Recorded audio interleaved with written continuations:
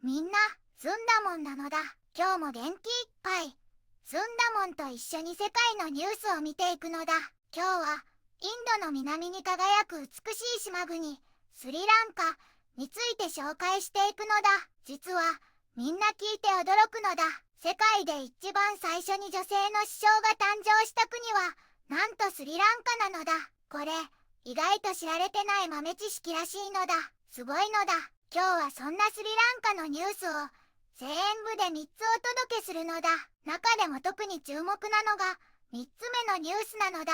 農園労働者の日給2026年1月までに引き上げという働く人たちに朗報のビッグニュースなのだよ。みんなの暮らしが豊かになるとっても嬉しいニュースだから、ずんだもんも全力で応援するのだ。もしこの動画が面白いって思ったら高評価とチャンネル登録よろしくなのだ。さあ、みんなで一緒にスリランカの最新情報を見ていくのだ。皆さん、こんにちは。今日はインド洋に浮かぶ真珠、スリランカを紹介するのだ。インドの南に位置する美しい島国で、首都はスリジャヤワルダナプラコッテというのだよ。古くから交易の要衝として栄え、イギリスの植民地時代を経て独立した歴史を持つ国なのだ。政治体制は共和制で、大統領が国家元首を務めているのだよ。人口はおよそ2200万人と言われているのだ。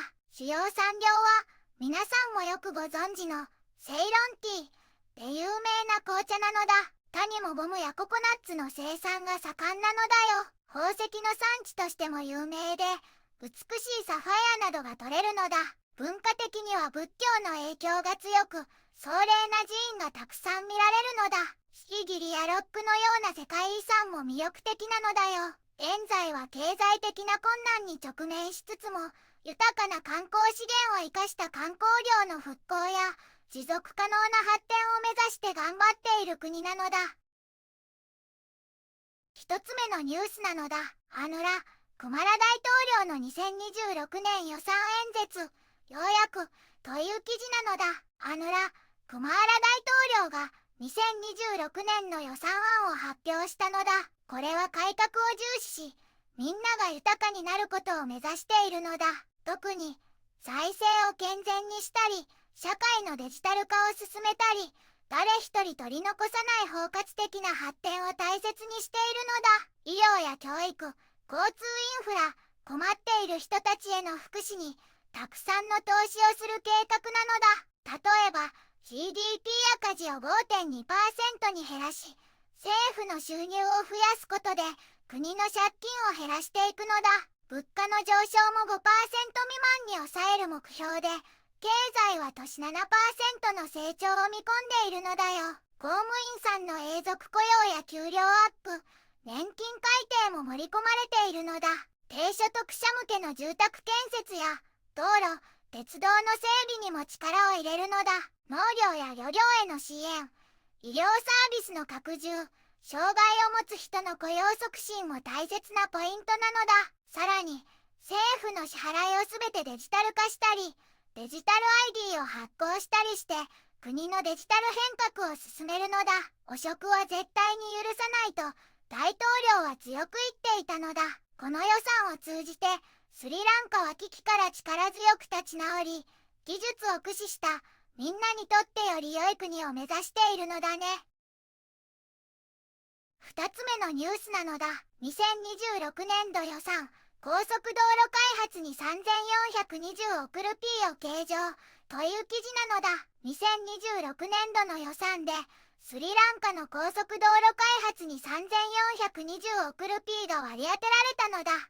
経済危機で中断されていた重要なプロジェクトがいよいよ再開されるのだ。この予算で中央高速道路フェーズ I と III、カトゥガストタ、ガラデダラ道路、クルネーガラ、ダンブッダ高速道路、それにルアンプラ高速道路の第一区間などが進められるのだ。中央高速道路フェーズ I のカダワサ、ミリガマ区間は661.5億ルピーで開発開始なのだ。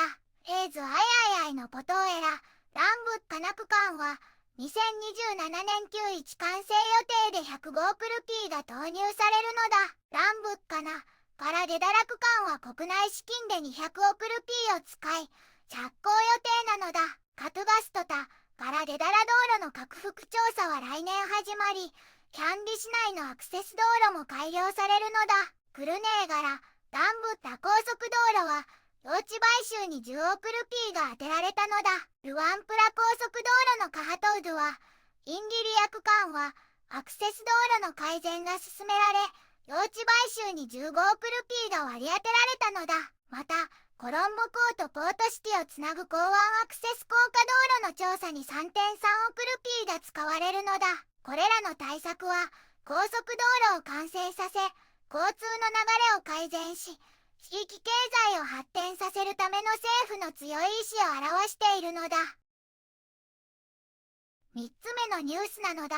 農園労働者の日給、2026年1月までに引き上げ、という記事なのだ。皆さん、朗報なのだ。スリランカのエステートで働く労働者さんの日給が、2026年1月から増えることになったのだ。今までの1350ルピーから1750ルピーへとアップするのだ。これは嬉しいニュースなのだ。今日の国会で発表された2026年の予算で、この決定がされたのだよ。日給の増額分については、エステートのオーナーさんが200ルピーを負担してくれるのだ。さらに、政府からも毎日出勤すると200ルピーの勤怠インセンティブが支給されるのだ。これで、みんなの暮らしが少しでも豊かになることを、スンダモンは心から願っているのだ。スンダモンはいつもみんなを応援しているのだ。今日はインド洋の真珠、スリランカを紹介したのだ。経済困難に直面しつつも、2026年予算では大統領のリーダーシップのもと、インフラ整備や農園労働者の賃上げなど、国民のための改革が進むのだね。デジタル化や汚職対策にも力を入れ、持続可能な発展を目指すスリランカ。スンダモンは、その力強い歩みを心から応援しているのだ。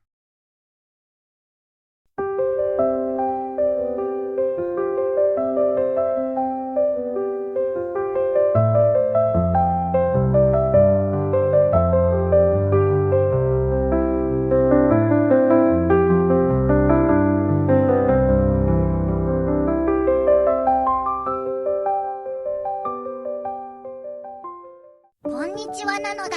この番組では世界のあまり知られていない国や地域からちょっと不思議でちょっと感動するニュースをお届けするのだ。